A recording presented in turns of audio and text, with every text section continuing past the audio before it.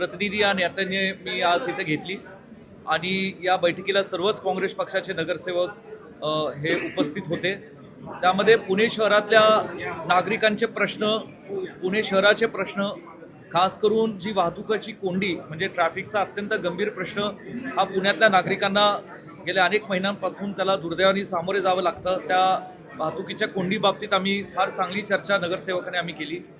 पुण्यातल्या असणाऱ्या रस्त्यांमध्ये असणारे खड्डे हे म्हणजे आणखी तो वाहतुकीच्या कोंडी बरोबर हा खड्ड्यांचा प्रश्न आणखी गंभीर झालेला आहे। इतरही जे काँग्रेस पक्षाचे नगरसेवक आहेत हे निवडून आलेले लोकप्रतिनिधी आहेत त्या वॉर्डातले आणि त्या वॉर्डातले जे काही नागरिकांचे प्रश्न आहेत हेही आम्ही त्याच्यावर दीर्घकाळ चर्चा करून घेतली आणि या सर्व प्रश्नांच्या बाबतीत पुणे महानगरपालिकेचे सन्माननीय आयुक्त नवल किशोर राम सर यांच्याशी आम्ही आता चर्चा केली, त्यांना निवेदन दिलेलं आहे आणि येणाऱ्या काळामध्ये पुणे शहरातल्या नागरिकांचे हे प्रश्न त्याचबरोबर काँग्रेस पक्षाच्या नगरसेवकांच्या वॉर्डातील सर्वसामान्य नागरिकांचे प्रश्न हे लवकरात लवकर विकासाच्या बाबतीत ते सोडवावे ही मागणी आम्ही पुण्याच्या नागरिकांच्या वतीने काँग्रेस पक्षाच्या वतीने आज महानगरपालिकेच्या आयुक्तांना केलेली आहे।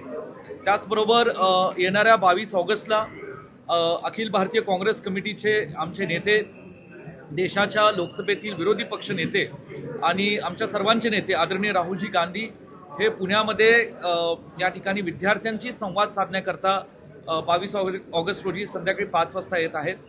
जवळजवळ 25 ते 30 हजार विद्यार्थिनी मोठ्या संख्येने राहुलजींशी संवाद साधण्याकरता त्या कार्यक्रमासाठी मोठ्या संख्येने उपस्थित राहणार आहे।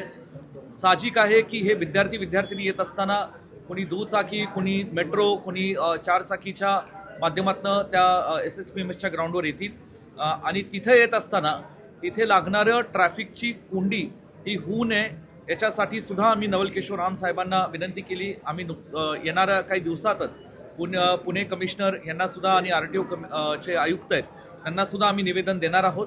तिथे लागणारी थोडीशी स्वच्छतागृहाची सुविधा ही सुद्धा पुणे महानगरपालिकेने आम्हाला मदत करावी त्या बाबतीतही नम्र निवेदन आणि आव्हान आज मी काँग्रेस पक्षाच्या वतीने आम्ही सगळ्यांनी नवल किशोर राम सरांना दिलेलं आहे आणि प्रचंड मोठी विद्यार्थी संख्या ही राहुलजींच्या या विद्यार्थी संवाद मेळावा छात्रों की गुणसाठी येणार आहे अशी आम्हाला अपेक्षा आहे।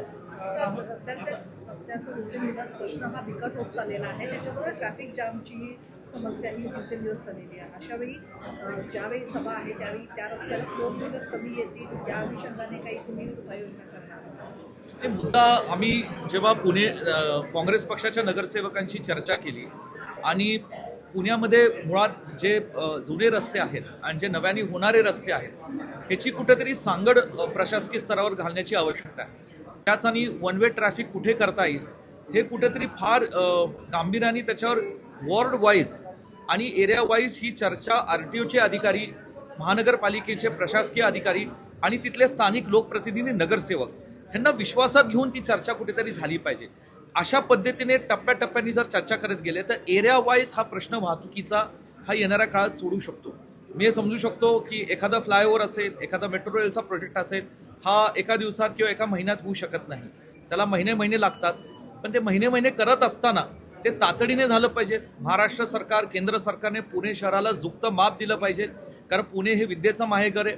इथे अनेक शिक्षण संस्था आहेत, आज NDA इथं आहे, IT कंपनीत आहे, ऑटोमोबाईल इंडस्ट्री मोठ्या प्रमाणात आहे आणि म्हणून पुणे शहराकडे आज लोकसंख्या दिवसेंदिवस वाढत चालली आणि वाढत्या लोकसंख्येला आणि आहे त्या लोकसंख्येला साजेल असं हे ट्रॅफिकचा प्रश्न तातडीने on top priority, number 1 priority हा ट्रॅफिकचा प्रश्न हा गंभीर आहे।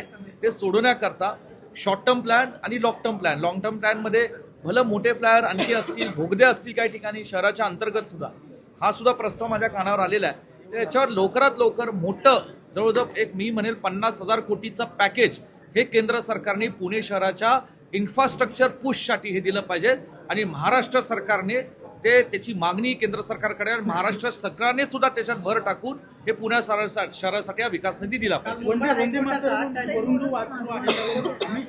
काँग्रेसला जर थोडीशी लाज असेल तर त्यांनी माफी मागावी, तर बावनकुळेंनी सोनिया गांधींवर गुन्हा दाखल करण्याची मागणी केली। मला असं वाटतं तो चर्चेचा आजचा मुद्दा नाही आहे।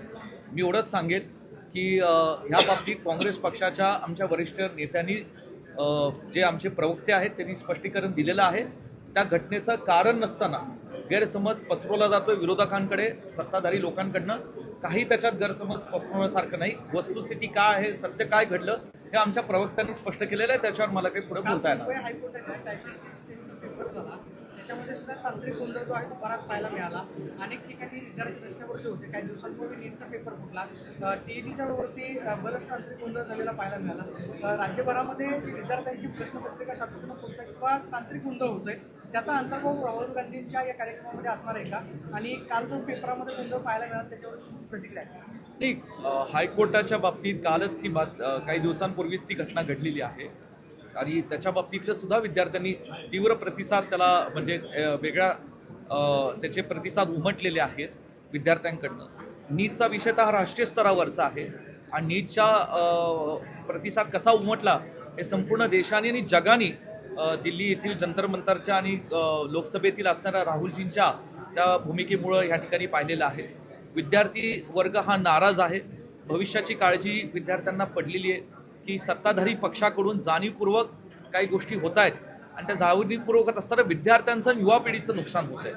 टीईटीच्या पेपर फुट असेल, नीटची पेपर फुट असेल, हे वारंवार का होत आहे हा विद्यार्थ्यांच्या मनात येणारी शंका आहे. कुठेतरी त्याच्यात मोठा काहीतरी गोंधळ आहे आणि म्हणून ठीक आहे, आता केंद्रीय शिक्षण मंत्र्यांनी जरी राजीनामा दिला असला तरी महाराष्ट्र सरकारला आणि केंद्र सरकारला ह्या परीक्षांच्या बाबतीत अधिक या ठिकाणी फुल प्रूफ ही यंत्रणा करण्याची आवश्यकता आहे.